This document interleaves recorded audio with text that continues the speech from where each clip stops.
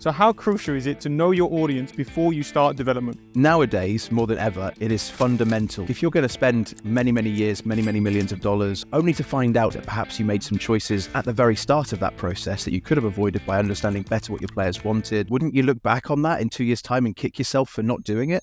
Of course you would. Callum is the head of third-party publishing at nDreams, been in the industry a very long time. I can't tell you honestly, Harry, how many times I've had conversations with developers and they come to a publisher with a pitch deck that's like, hey, here's my shiny, awesome game idea. Here's the amount of money I need. Give me money, please. They come into it completely naive. I'll start, I guess, with the fundamental do's and don'ts of pitching to a publisher. First one of the do's is... For everyone at home, Callum is the head of third-party publishing at nDreams, been in the industry a very long time. But I'll let Callum kind of give us a quick recap because you've been around the block. Yeah, sure have. I've kind of been there, done that, got the t-shirt, I think is the colloquial way of saying it. But I've been in the industry since 1999, working for big AAA PC console companies, Activision, EA. Started my career at Codemasters, actually, doing great third-party publishing work there. Took a bit of a sabbatical for 12 years to go and do free-to-play and mobile at companies like King, Wargaming, 10 Square Games. And the last few years in my career, I've really been trying to get back to my roots and trying to be more hands-on with game teams, trying to be more involved in the game development side rather than being leadership side focused. And have recently found myself heading up third-party publishing at nDreams, working in the VR space, which is fantastic because I love VR games. I love innovation, and VR is very innovation-heavy as a space compared to other parts of the games industry. And it's at that wonderful sort of new emerging tech space, despite having existed for 10 years. It's still an emerging tech, or it's a new opportunity space that a lot of people haven't explored yet. So it's really fun to be in their early doors for once. Yeah, no, it's very exciting. Actually, when I was looking at your LinkedIn today, I saw you left a comment and it was talking about how there's a game that is like nothing that anyone's ever seen. And I feel like VR is one of those industries where that can actually happen, where you might just get a complete, let's say, logarithmic change from the game from before than what it is now. 100%. Like you just browsing through the stores, you can see so many cool, innovative, different products where the way that they're still exploring and engaging with the VR medium, how you use the controllers, how you do proper immersion through the headsets. Like there's so many new things people are trying each week. Like new releases come out where I play them, and I play probably far too many VR games for my own good, but I play 7 or 8 new titles per week, and I'm just blown away by how much innovation you can see in so many of them. It's a wonderful place to be if you're a true to your heart game creator that wants to put innovation at the forefront. Amazing. Lovely. So for everyone at home, we'll get into a few things today. So we'll get into a little bit about kind of LiveOps and potentially what people maybe get wrong about LiveOps, and pitching to publishers, how to do that correctly and a bit more efficiently, a little bit about VR, but also in general, just about being efficient in game development. So balancing that creativity with the business side of things. So we actually stay live for another year and actually make games. That's the dream, right? we need to do both. Exactly. Yeah. Lovely.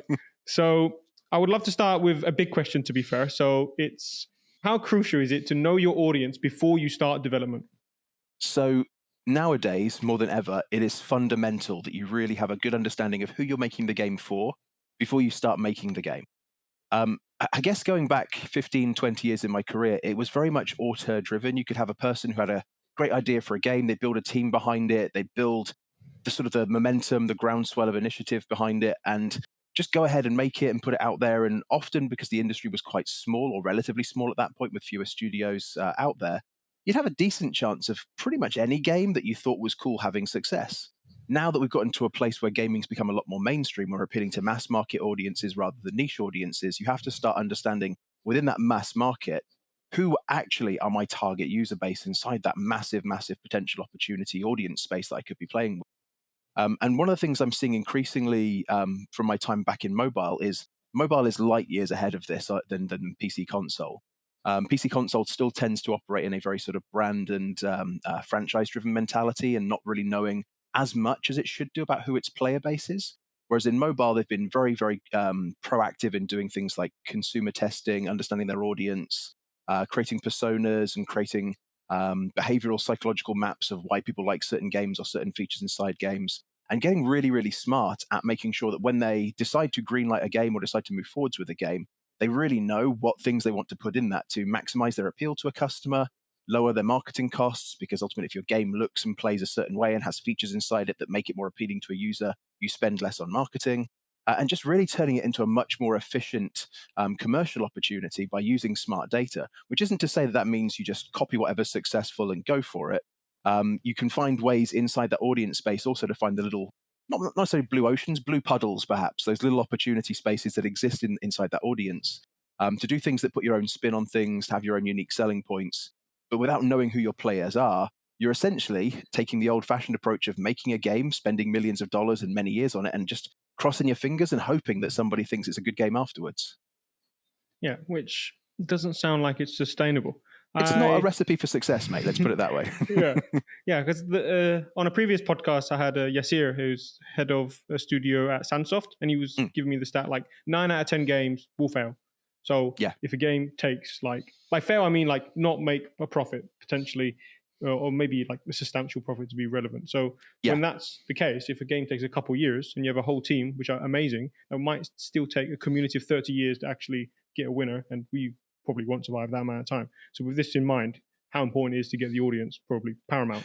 Now, 100%. And just to sort of build on that, Harry, like if you're going to spend many years, many millions of dollars, or however much time and effort it takes to get a game across the line, only to find out late in the day that perhaps you made some choices at the very start of that process that you could have avoided by understanding better what your players wanted, or figuring out better the commercial opportunity space and competitors you're battling for market share against, wouldn't you look back on that in 2 years' time and kick yourself for not doing it? Of course you would. So why people insist on not doing it at the start of projects is kind of beyond me. I can really only draw a couple of conclusions. Number one, it's an illusion that it takes away a bit of creative control from the people who have the vision for the project. I've seen that happen a couple of times where people don't believe in doing consumer testing and audience identification because they feel they've got a strong vision for the game as it is and they can push that vision on people. Sometimes that works, which is kind of the danger with it. It works often enough that it's just about still viable.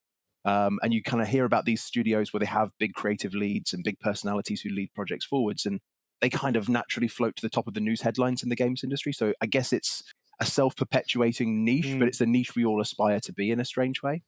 And then the second piece as well is the cost. It doesn't come cheap to go and do the data digging, to do the market research, to understand your players.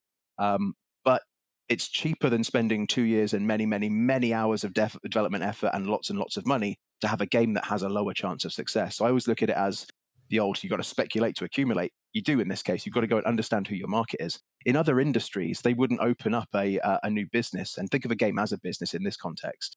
They wouldn't open up a new business without doing research. If you're opening a new McDonald's restaurant, they'd go and send people to walk the streets and count footfall and check for what other things people are walking past a meeting, right? They'd do their market research. If you were opening a car dealership, you'd look at who else is in the area. You'd look at is it actually a thing that you'd have to drive to in the first place, right? There's lots of physical factors that you take into account when you're opening other businesses. And the games industry shouldn't be any different. We should look at the factors that give us reasons to believe that a game could and should be successful first and foremost. And it's a little bit odd in that it's a combination of consumer research and market research, which are two very different skill sets. And often people look at market research and go, oh, well, game X is in this genre and has this art style and these features. Therefore, if we make game X plus one the same thing but slightly bigger or slightly better, we must be in a successful space. But if they do that without understanding why game X appealed to its audience or why it was successful, or even why it didn't hit the success it could have done, they're really just leaving money on the table and potentially leaving enough money on the table they don't make a profit themselves. Based on what you just said, if I'm a studio, and let's say I have 10 people, I think typically in that founding studio, there won't be someone who's got a lot of experience doing consumer testing. I feel 100%. like that's someone that you bring in, right? And I know you've done it before. I worked with you before where you did consumer testing. So if we go into some practicalities here, let's say I have a budget, I have great developers, and I want to do my consumer testing, but like you said, it's expensive. What is step one? Should I just talk to someone, or do I get someone professional to do it for me? What are the steps that I take? Yeah, if it was me in that situation, I'd look at it as a risk versus reward thing. If I was making a game with 10 people, but it was a really small, a hyper-casual mobile game, where the ROI is super low and it's got a relatively high chance of success anyway, maybe user testing isn't the right thing for those games, right? Maybe you don't need to go and understand your audience, because your throughput, the speed at which you develop games is actually probably more important than everyone having to be a hit. You're developing so fast and so frequently, you don't need every game to be successful, and each game is at low cost. So therefore, your impact of being incorrect is less important. But if I were making a bigger bet game, 6, 12, 18, 24 plus months, like a decent sized team, like the 10 people you mentioned, first thing I'd do is do a little bit of asking around people inside the industry, see who they've used for market research and for consumer research before. And there are some big companies, so there's some people who make a very, very compelling case for doing this. Companies like Solston, companies like Brighter. There's, you could Google video games consumer research and get probably 50 hits, each of which would be capable and competent. They are quite expensive, like I said, but shop around, see which ones offer you the best value for money. Not every one of these agencies is fully set up to do the wide spectrum of the games industry in the same way. Some are slightly more PC console focused, some are much more mobile focused, some even focus on particular genres inside the industry or have a history of doing that. So do your homework and do your research. But also don't be afraid if you have to, as a small indie developer, to kind of skunk works it a little bit. I've seen evidence of, and even talked to some developers who've basically just run Instagram ads and tried to get people to answer some survey questions and give them some insight into different games that they've played. It's not as scientific or as rigorous as using a professional team to do it. But if it's a way for you to cheaply and efficiently validate a hypothesis, if not expand upon it at the start of a game, I'd absolutely advocate for doing that. And if you find some data in there that's spurious, maybe then that's the point where you look at that data and go, this is inconclusive, or it works against our hypothesis. Maybe we need to actually go and find the money to do some proper consumer and market research now to help us understand if we're going to waste the next 6, 12, however many months of our time. Yeah. Hearing you say that, I've spoke to 2 people who have 2 ways of getting user feedback, which might be interesting. So one of them is Johan Schudder, who's at rank 1, I believe. So they have a tool where they connect the data from games that are streamed on Twitch, I think, and people put the games they watch, but they link their Twitch account so they can see the data. But then they also list games they like to play.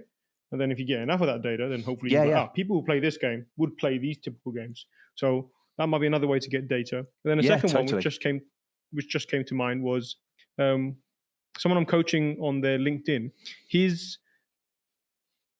basically builds the game's TikTok to grow your wish list. And he had a crazy stat. So he built an account to 100K followers, he got millions of views, but that converted to then 5,000 Discord members before the game was launched. And then those 5,000 Discord members then became people who actually bought the game. But now that I think about it, even if you're just ignoring the buying the game part, if you just do good videos on TikTok, you're building a community bring them to Discord, away.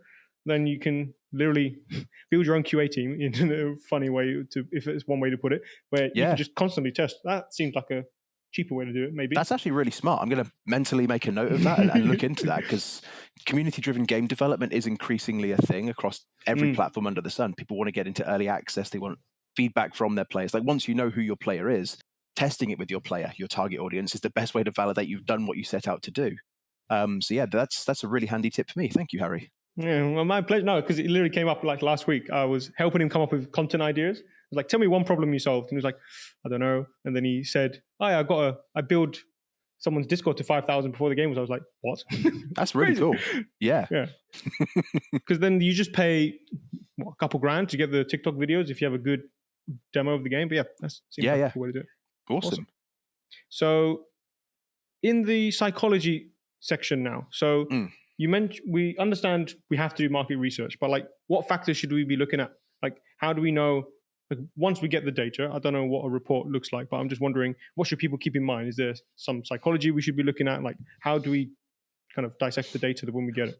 Yeah, so depending on who you've used to do the research, they'll do some of the dissection for you. But if you haven't been able to do that, the general things I look for are, I guess, 3 key areas. Game genre, what are the things inside the game genre that are must-haves, nice-to-haves, should-haves, and could-haves that gamers are looking for? So if you're making a first-person shooter, right, must-haves, must have really good feeling guns. It must feel really satisfying to shoot, right? There's a list of things you have to do to even be relevant as a competitor in that genre. So you can take those for granted a little bit and put them to one side, but then layer on top the should-haves, could-haves, would-haves, etc. And where you start getting into some really fun shades of grey with those is some of those will actually start to compete against each other. So you have to make some choices around what your game feature set within the genre really wants to be, what becomes its unique feature identity. That helps, I guess, define the material properties of the game. It's going to do these things for these reasons to the player. And the reasons part is as important as the thing you're putting in. the reasons that you're doing this should gradually start to build up a portfolio of similar likes, dislikes, attractions, and psychological satisfaction points that it's addressing for the player. And then you can very carefully map future features as part of a LiveOps strategy or a content rollout map, and ask yourselves, well, is this new thing we want to add, this new piece of content, this new feature, this new mode, is it supportive of all the things we've built up until this point, or did it go against that? And sometimes it could be worth doing the sort of going off on a tangent just as an experimentation piece. But often if you've got a successful product, you kind of want to double down on success and keep giving the audience more of what they like. So knowing who that audience is and their psychological behaviors and their patterns and their preconceived expectations from other games of what they want is paramount. So that's pillar one, is the genre expectations and the feature set. Pillar two is what I call the theme. So trying to figure out what thematic setting your game takes place in. So it could be, is it a Western themed game? Is it a sci-fi game? Is it a modern military shooter? Is it a World War II historical strategy game? Your theme is really the backdrop against which all the game's context sits. So the theme is super, super important, largely from a marketing and attraction point of view. In fact, before I get onto the third pillar, I'll share a little anecdote with you. When I was working at Wargaming, we spent a lot of time with a fantastic user research guy called Michel Coulon. He basically came in and did this thing that he called discrete choice modeling, where we asked thousands and thousands and thousands of players, hundreds of questions, to get this really detailed map of what was important to them when they were looking to either go and buy a game or install a new free-to-play game from the app stores. And ultimately, it came down to these three pillars. Number one, their first primary choice was genre. People identify as a shooter player, or they like shooters, or they like strategy games. And about 50 to 55% of their decision-making choice to buy or install a game was based purely on the genre. Then the next one was the theme. So 25 to 30% of their decision-making process was based around the theme of the game. And then the last piece, the third pillar, is the art style. So what do you apply upon the genre mechanics and the thematic setting of the game to give it its visual identity, to give it its flair, to have its own unique look and feel that makes that game uniquely yours and identifiable? That accounted for the final few percentage points in decision-making process for players. And as you kind of go down those three, with the genre being the most important and the art style or the look and feel of the game being the least important, they have decreasing value in terms of how much they sway the players into getting into the game. So if you had somebody who doesn't like shooters, didn't particularly like your setting, but you had a killer art style, you'd have a much harder time convincing them to buy the game or to install that game than you would if they ticked all three of those boxes. I actually saw this in action. I think I saw someone did a post where a lot of big gaming studios now for mobile, like I think, let's say it's a bingo game. They change the title of the game to have bingo games on the end, and then they have shooter games on the end. And they even use the word games, even though it's one game, which I found really funny, because it's literally just like the person is searching bingo games and it's like, there you go, boom. Well, it happens to be one, but they don't care. But like, goes to show how important it is, right? Yeah, absolutely. Anything you can do to get that game more prevalent in your searches when you're on the stores is fantastic. I do also wonder if there's some psychological satisfaction from that. Like you type in bingo games, you get exactly bingo games back. Maybe it scratches that itch on a deep subconscious level. I'd have to dive into that with some of my user research friends and see if there is a connection or correlation there of you getting exactly what you asked for. I'm sure, I'm sure there is. I mean, I would be sweet. It's like shooter games. And I'm like, there's one. To be fair, perfect. One of the games I use on in planes. I'm that guy who talks to people next to people on planes, but I will bring out my 2-player games. So it's an app called 2-Player Games. And when I searched for 2-player games, I searched 2-player games. And it is literally called 2-player games. And it's amazing. But I just, like a very real example. It's like, you really need to have something. If it's a mobile game, I think, potentially, this applies more. Yeah, I mean, that's a better solution to being on a plane than my friend Nad and I, where we both took our Switches and played Mario Kart so loud and so angrily that we got threatened by the stewardess with being thrown off the plane. I think she was jealous. She just wanted to play. She could have done. We had a third Switch. She could have kind of joined in. There you go. I should have led with that. It's like, no problem. Next time. On the flight to Gamescom, perhaps, Harry, you and me, we can get Mario Kart on. Yeah, I don't know if you're flying from Cyprus, but if we magically on the same flight. Good point. I'll reroute to fly over with you. Good man. Lovely. Let's move on to LiveOps. So we just kind of dived into a little bit of the mobile side there, but in general about the demographics. So from a LiveOps perspective, we've seen a lot in the media. Oh my God, like whenever I'm on my phone, I must have clicked a Helldiver's article at the start of the year, and then I just now get bombarded with updates about the game without asking for it. And I just feel like I'm vicariously looking how the game is doing.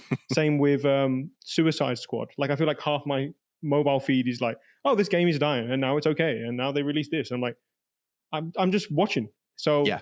LiveOps. How do we ensure LiveOps isn't an afterthought? Well, the obvious answer is don't treat it like an afterthought as the very starting point.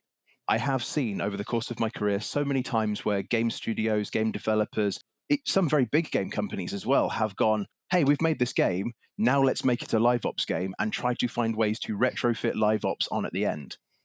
It doesn't work well. In very few cases can you quickly bolt LiveOps on and be like, well, cool, it's now a live product and we can treat it like that.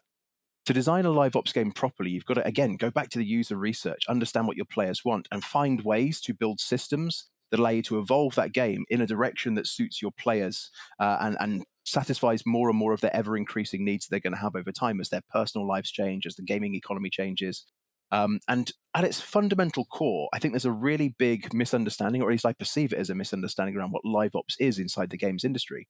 I've heard people who've got 20, 25, 30 years experience talking about LiveOps as things as simple as going, oh, we've got a DLC strategy for the game post-launch, therefore we're a LiveOps game. And you can kind of see why they make that misconception, in that a good LiveOps strategy may include paid content drops and DLC drops as part of that LiveOps strategy. But that one thing alone doesn't make it a LiveOps game. Similarly, I've seen people talk about, oh, we've got multiplayer, therefore we're a LiveOps game. Well, no, that means you're a live game. It doesn't mean you're running live operations. In my mind, the sort of simplest, most elegant definition I can have of a game that would be deemable LiveOps would be a game that's built upon a framework where you can adapt and change things inside the game to react to your audience needs based on data without having to upload a new binary for players to download. That's my sort of not very elegant, now I've said it out loud, encapsulation of what it means to be a LiveOps game. But to do those things, you've got to build back-end servers and services that allow you to capture data, to be able to change gameplay parameters, be able to change gameplay settings, change game assets on the fly without having to deploy new binaries. And you don't perhaps have to go as far as my extreme example of it being a thing that you can just deliver over the air or over the internet to people without them having to do a new update. You can run a successful LiveOps game by having regular, 2 weekly build updates, monthly build updates, kind of like the games you mentioned before, the Helldivers and Suicide Squad approaches. They do very successfully release new updates you have to download to your console. But it's really about having the systems in place and the tools in place to be able to analyze the data, understand that data, and really be able to make decisions informed by it and give the players more of the things that they want that make them happy, take away the things that are causing friction and frustration.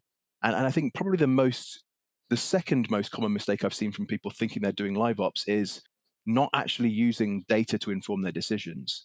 The industry has been shifting ever increasingly since the rise of mobile free-to-play to being data-driven or data-informed. And I constantly see in non-mobile gaming, people who don't really understand why they would want analytics, why they would want to gather data, what they would even do with that, how they would interpret it.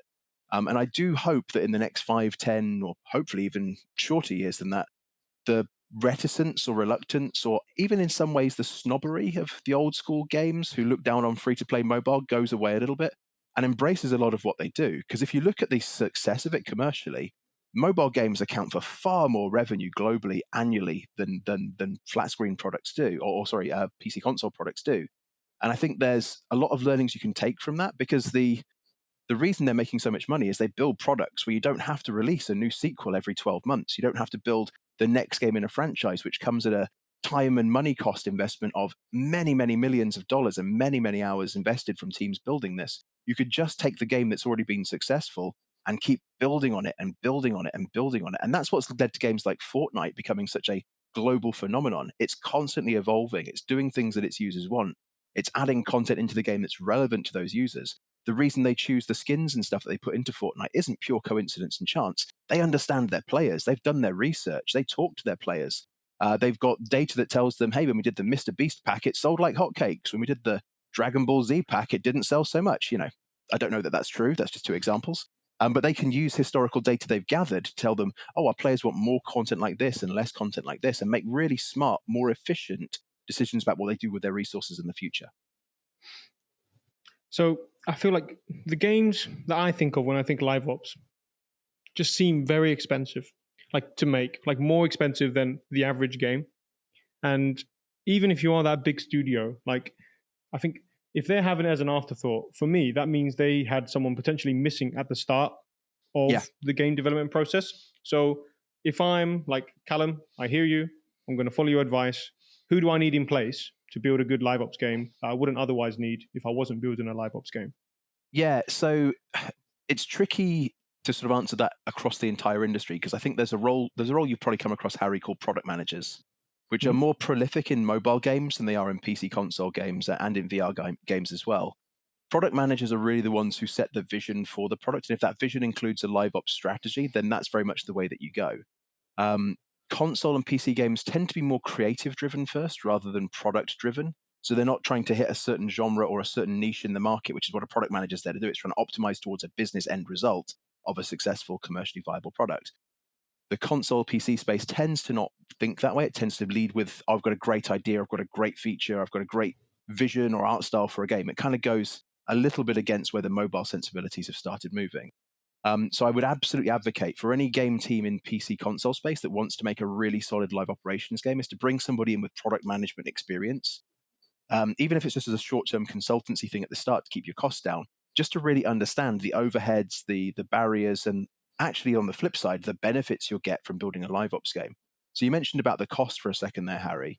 Yes, it's more expensive to build a live ops game. However, there are some great off-the-shelf solutions that give you a lot of the things that you can get from a full stack live ops team relatively cost effectively. Like PlayFab, for example, is a great set of services that you can use, which gives you things like, in-game message of the day, content management. It can host design configurations, so you can change design parameters and rebalance things on the fly. It lets you do A/B testing, so you can try different variations and see what works and what doesn't work.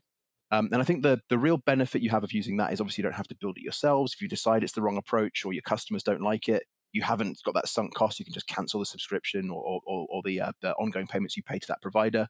But it also lets you try things out very, very quickly and cheaply, relatively early on in the game's development, and see if it fits your development team's methodology, and shows you other skills you might need to hire into the team if you think that's the direction you do want to go. The last thing I'll say as well is there's a bit of a fallacy that building live ops slows you down, in that it will slow you down initially. But imagine a world where once you've got a basic live ops system in and running, and you can start getting data and tweaking things and analyzing things and optimizing them, you move faster towards a fixed result you want to achieve, because you're not guessing each iteration cycle that you're making on the game. You're using data, and you'll be able to tweak things much quicker inside the game because the data could be hosted on your live ops system that allows you to change your design configuration, change the economy rates that you're getting coins, or the XP rate you get from killing enemies, or whatever things it is that might sort of be things that you've put on the server. You can actually move faster, so your time to get up and running is slower, but your iteration time to getting the game to a place where consumers really like it should be much, much faster once you've got these systems in place. So it's more pain initially, but once you're up and running, it's much, much easier to work in that environment. For sure. I feel like this needs to be a commitment from the start that people understand that will take some resources, because I feel like if you start and then halfway change your mind, either way, like if you start live ops like, oh, we can't do this anymore, it's like, this is a big thing. So it is. And I get it, right? Change is scary. And for companies that have been very successful making the more traditional non-live ops focused games, it's difficult to switch mentality and move to that model because it's not what you know, and you always trust what you know. Your own earned experience is the most valuable experience in every person's eyes. I would just encourage them to look at the wider industry and see where success has come from, and embrace the fact that in 20 years time, perhaps every game will be a live ops game to some degree, because that's really where the success comes from. As we get pushed by increasing costs and other market forces to make games much, much quicker or much more efficiently, the most efficient way to make a game that is going to generate long-term revenue is for it to be a base that you can build, adapt, and move on from each time, without having to every 12 months release a sequel and do the marketing campaigns to get that sequel done. You have so many advantages and synergies to building a live ops game over building the annual cycle box product model. I reflect on like Call of Duty and Battlefield now, where Call of Duty has had that, here's a game, it's going to have a single player game. And I found it very funny, that stat where most people buy it for the single player, but you only see people play multiplayer, which is fun. But now we have Warzone, and I think Battlefield, the next one is going to be an incredible live ops, or whatever the CEO called it. Indeed. Yeah, so like when you have both of those, it makes me think, okay, they're doing that, and these are some of the biggest selling titles ever. So that is a good sign. Hopefully. And I think what's really encouraging as well is that seeing those big companies shift that way, I guess mobile has set a trend, which other companies now, from a business standpoint, are trying to look at how do we replicate this. But as those big companies in the PC console space start to do this, it's going to mean that the other smaller companies that are trying to compete with that either need to really push to catch up and offer a live ops model, or find innovative new ways to move away from that, but still engage their audience in a way that's meaningful to those guys. So again, that comes back to that first point about knowing what your audience is. If you don't think the live ops strategy is one you can afford to do, or you don't want to take the risk on it, try and find games where you don't have to be live ops dependent. Try and find games where it is a bit more boutique or a bit more of a niche experience, or things that don't rely upon there being live services or live systems in place for you to maximize your opportunity to engage and entertain an audience. Yeah, for sure. Like the indie games studios are really interesting because some of them you see these great stories where they just sell so many copies. Like, oh my God, it was like a 3-person team and what have you. But we obviously don't hear about the ones that never made it because of survivorship bias. But like that to me means I feel like we're going to have a bit of a split. It's just me theorizing now as someone outside, where you got the indie studios who probably under $30 ticket, but then everything else is either free to play, big live ops. I don't know where AAA is going because I feel like Ubisoft just hemorrhaging money with those big 60 AAA games or quadruple A games. I'm like, I don't know how sustainable this is because, like, as me as a player, I love going back to Hearthstone because I've put in 13 years and a stupid amount of money. And if I'm going to go back to a new AAA game as an adult now, why? I got Fortnite if I want to. Like, I just 100%, mate. And you look at the costs they're having to put on some of these big quadruple A games, as we've seen them branded recently, to justify those, justify their development costs, which are spiraling into the many hundreds of millions of dollars for these big games. And I saw a game on the PlayStation Store recently where its suggested price was $129.99. Like, I could go and buy like so many other more useful things to my day-to-day life than a video game for £130. That's 3 times the price of the last 3 games I bought on my PS5. That's 1 game for the cost of 3. I mean, it's kind of crazy, and I get the economy of it. I get the economics of it. Sorry, like your game is more expensive, therefore you have to sell each unit at a higher price to claw back your investment. But at some point, you're getting to a point of ridiculousness where you're going to be hurting your sales potential. They've got to really think about whether those big boom and bust type single launch games every 5 years is really a model that's sustainable for them. I don't know if you're ready for drama, Callum, but always, Harry, always. Because previous guest, they started in the industry from 99. This was CEO of Arcane, president of Arcane, who made Dishonored 1 and 2. And it's a completely different world, similar to how you said. You released a game, actually getting something published was the hard part. Now it's kind of reversed and you need to be discovered. This is the way it is, fair enough. And then we have Game Pass. So if we have Game Pass and all these live ops games, and then you're thinking, I want to make a AAA title. Like I just want to have a little bit of like 5-minute ramble here. Like, do you think this is actually, like, do you see a world in 10 years where AAA is still a thing as it is now? I do, but I don't think it'll be a world where every games company claims AAA as this big badge of honor that the companies do right now. I'll be honest, I don't think consumers really give too much of a hoot about whether a game's got a AAA label on it. They just want things that appeal to them and feel fun and feel interesting at a price where they feel they've got good value for money for it. So AAA, I think AAA will still exist in the sense that there will be games that you could label it, or that the press will label as AAA or even quadruple A. Games where it comes along once in a generation. It's such a big thing. It's a cultural milestone, right? GTA 6, and one would assume LiveOps, in 8 years' time. Well, yeah, they're starting to embrace the LiveOps model as well. But you could look at GTA 6 or the next Red Dead Redemption or the next Dark Souls game, although Elden Ring's starting to become more like a LiveOps game, which is perhaps indication that they're moving in that direction as well.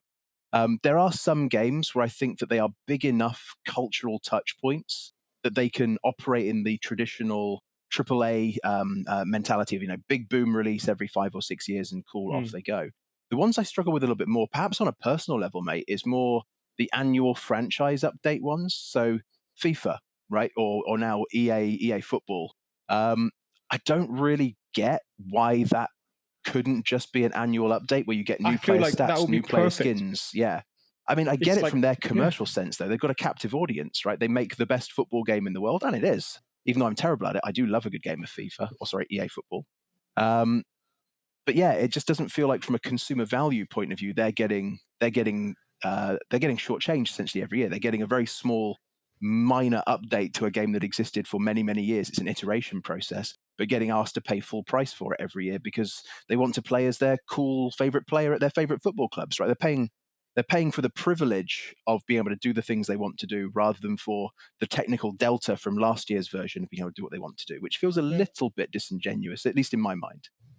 yeah, like for me, I wish I had this stat. If I had a producer in the future, maybe this would be useful. But I wonder how much the money they get from the ticket rather than like the live ops features of like buying FC coins or whatever they call them. Because if it's like 80% on the FC coins, then put a Warzone. Like, come on, let's go. Yeah, 100%. I mean, I think I might be misquoting. So if anybody's listening to this and they have the actual data and I'm wrong, I apologize. But I believe there was a time where FIFA Ultimate Team was generating more revenue annually than FIFA boxed product. So I think there's a precedent. If that fact is true, there's a precedent that that's actually 100% correct then, Harry. Yeah, no, it'll be interesting to see because it might be just like where diagrams will meet. So eventually when it makes more sense to be live ops, they will just do it. But at the moment, the cash that comes in a lump sum maybe is worth it, what have you. And yeah, fair. Yeah. And Baldur's Gate 3, I feel like is just in its league of its own now because I think they openly stated just like, we're not going to do much live ops, right? And they're just working on a different game now. I want to say that was said, but that is. But if you can sell hundreds of millions of copies globally, and that works for you how many years were they developing BG for? Like 10 years, 12 years? I don't know how long they started it, or how long ago they started it. If you can sell enough money, that's profitable. Yeah. Yeah, and honestly, as much as I'm a pro live ops person, I would feel completely heartbroken if those big cultural touchpoint moments in the industry went away entirely. Because I do think we need those moments where somebody just comes in and goes, boom, here's the best game in this genre you've seen ever.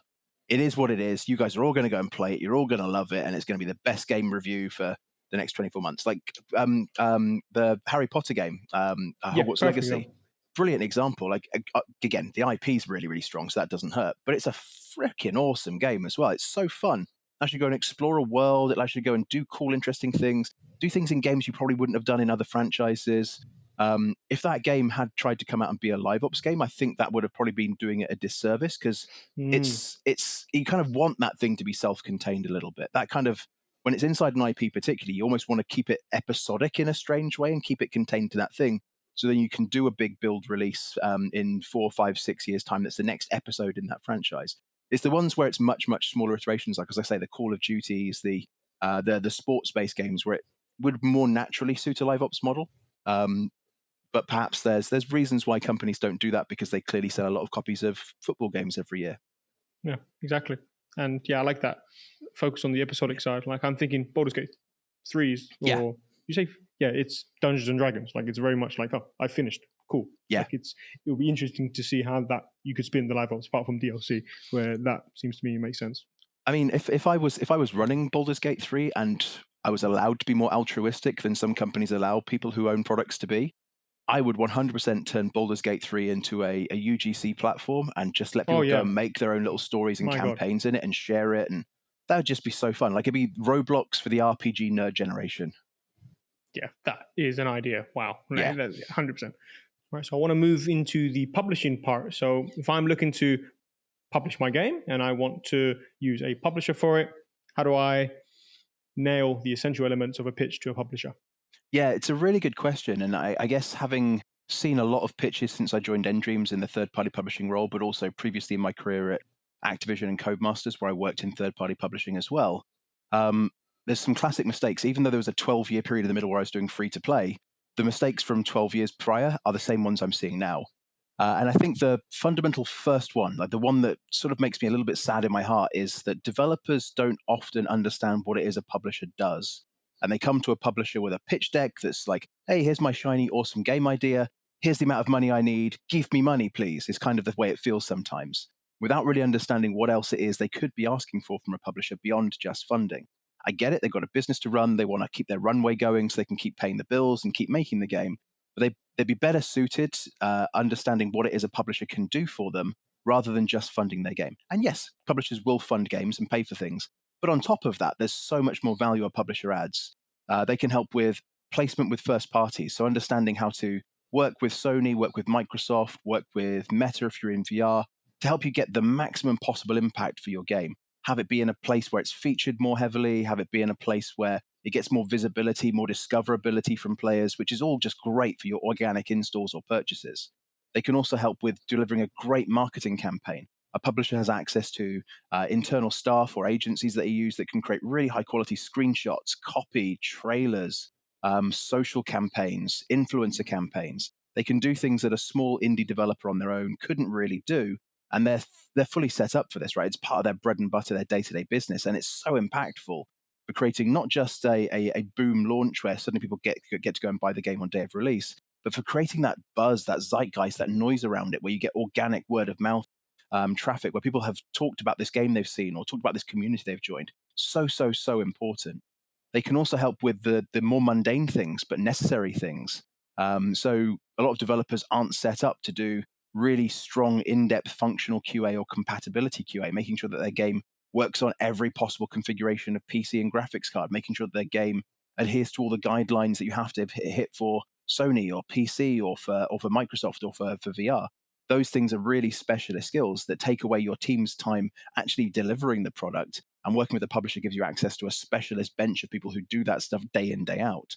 And really just making sure that you understand that while money is a big part of what you want from a publisher, just going to them and asking for money sets this weird tone where you haven't really thought about what else you want the publisher to help you with, and makes it feel a bit like you might as well approach a VC or a bank or somebody else, and you treat the bits that a publisher is actually set up to do as kind of like a bolt-on over and above the funding, or in some cases even like a necessary evil.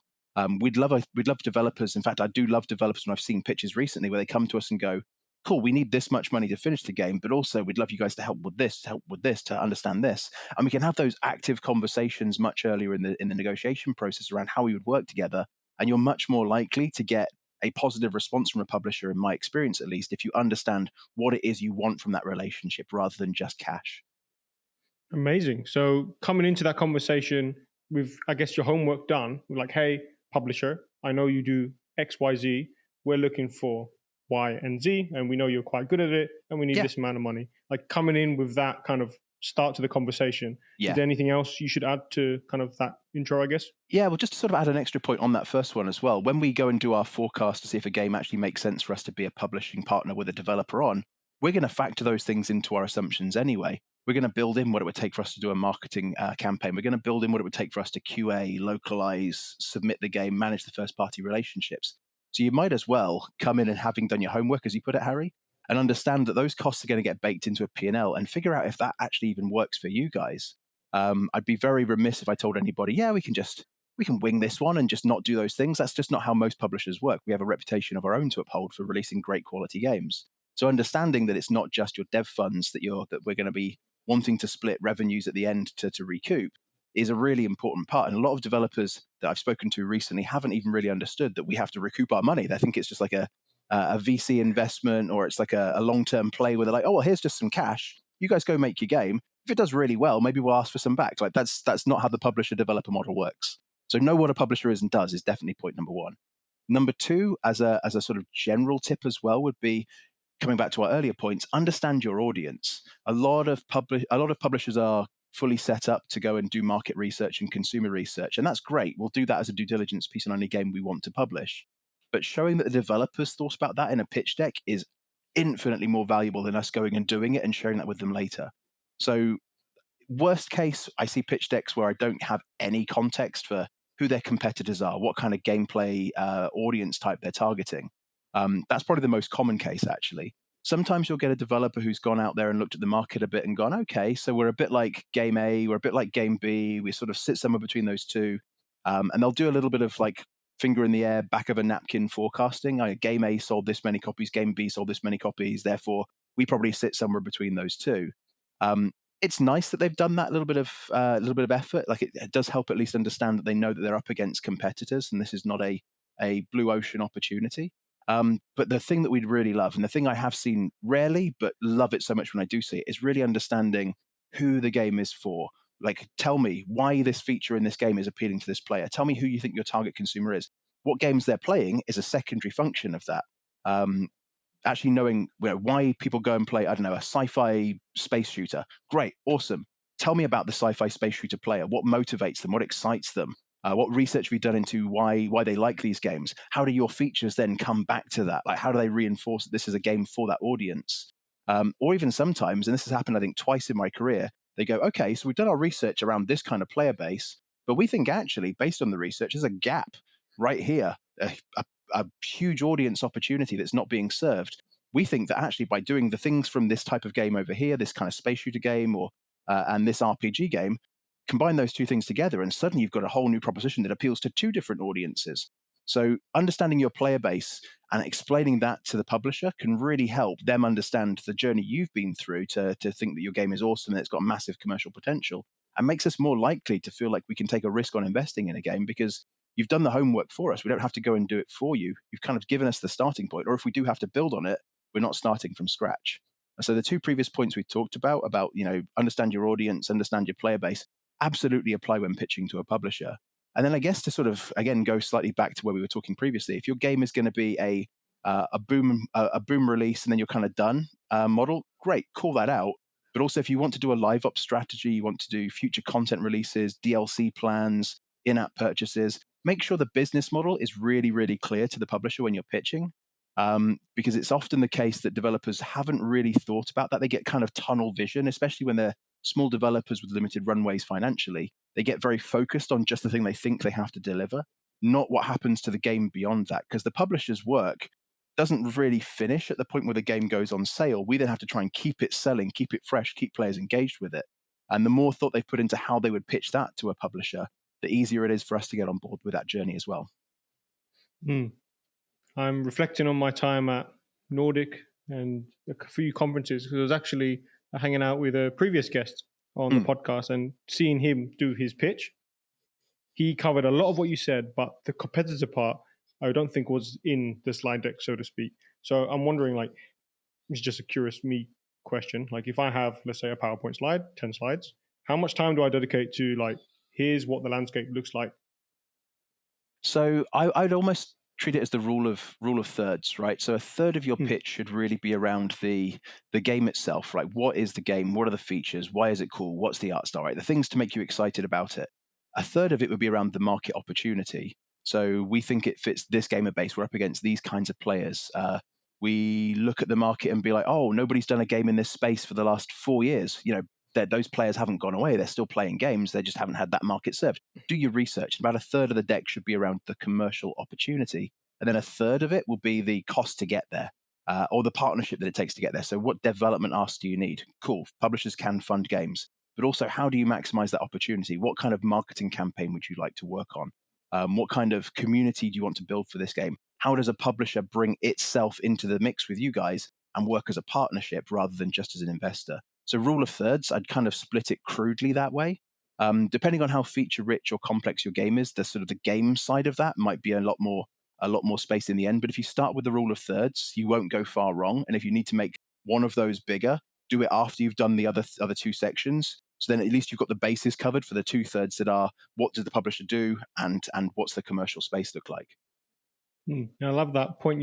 I believe you said, like, the last part is like how we would work together as a publisher, like actually writing that out. Like, I don't think I've ever seen that. So imagine someone coming in, like, if I'm a publisher, it'd feel like they're kind of like seducing me in the little way. It's like, oh, you've just done so much work before this. Like, thank you so much. It's like, it's like any relationship. The more effort you put into it early on, you pay the benefits of that later on. And I can't tell you honestly, Harry, how many times I've had conversations with developers where when they're talking about what they want from the publisher, they come into it completely naive and completely unaware that they can even ask for these things. There's almost I guess a lack of information, or maybe a reluctance to go and ask for support on things, because they'll perceive it as maybe they're being too greedy or being too bold or don't know the industry well enough.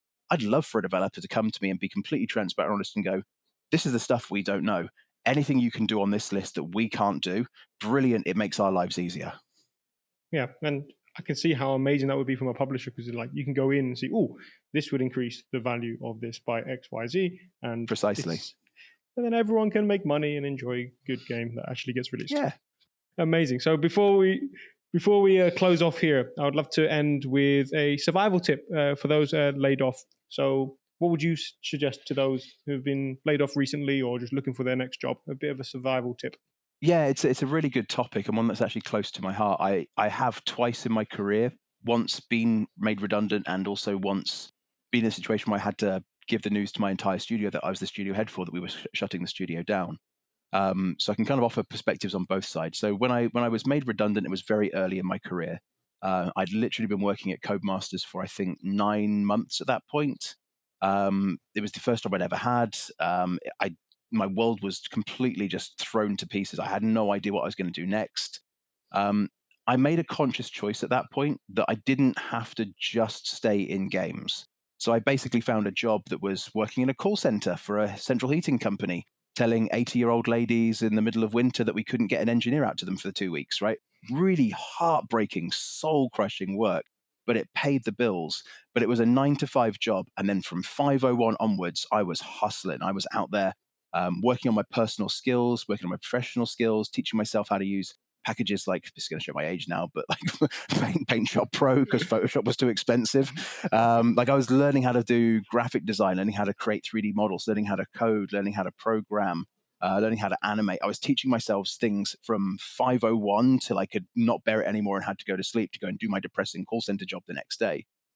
So don't, admittedly, I was in a lucky position in that I was an entry-level job when I first started. I was a 17, 18-year-old kid, so I wasn't expecting the highest salary. But if you're in a position where you are wondering what to do next, find something that pays the bills while you focus on getting back on track. There's contracting work, and I know you know a lot about that world, Harry, right?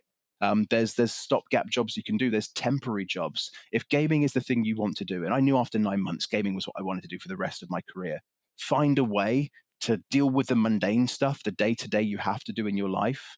And don't get too heartbroken if suddenly the next job you take isn't a gaming job. We've got responsibilities as adults. We've got bills to pay. Do what you need to do to allow you to follow your dreams. God, that sounds very cheesy. I feel like I should be on Diaries of a CEO with a line like that. And then from the flip side, sometimes you're in a position where you're the person who has to deliver the bad news. And I'm sure over the last few months, we've all seen what look like AI, chat GPT generated messages from company leaders, which all sound very insincere. I've even heard stories over the last few months, the horror stories, we didn't find out we were getting made redundant until we saw the post on LinkedIn or we saw the post on X, right? Sadly not make believe that does happen and has happened recently.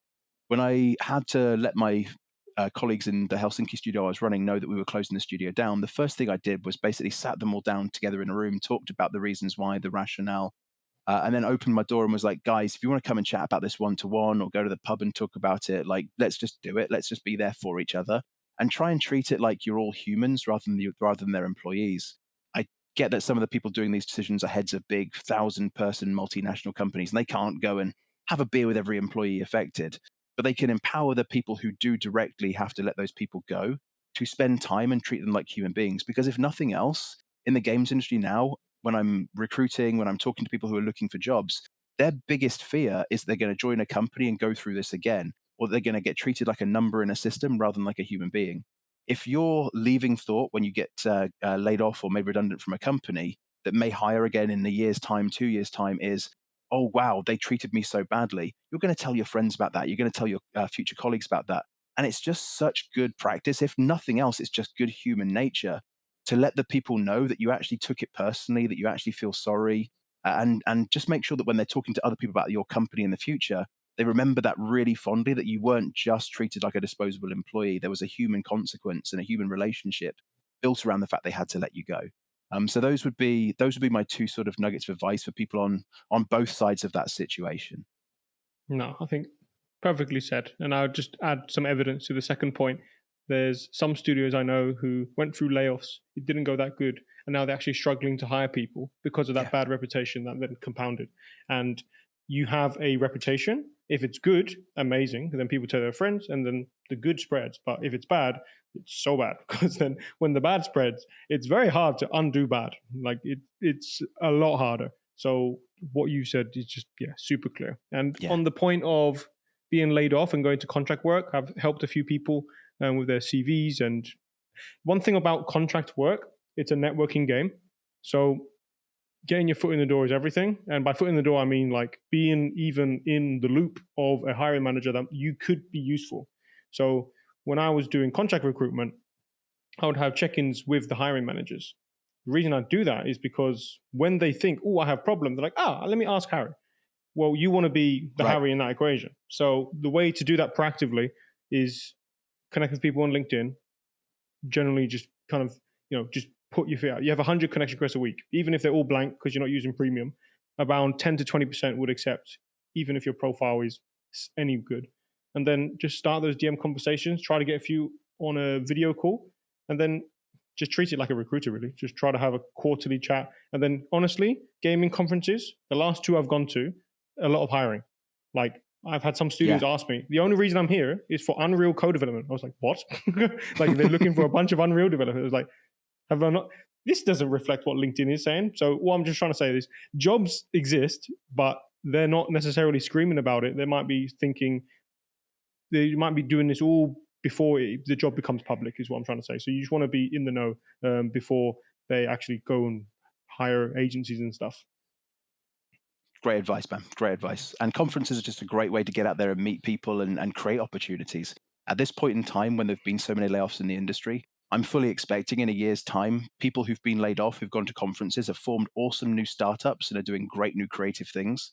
So even if it's not a job you might find colleagues that you didn't know you were looking for yet, who can go and do things together that become the next great, amazing step in your career.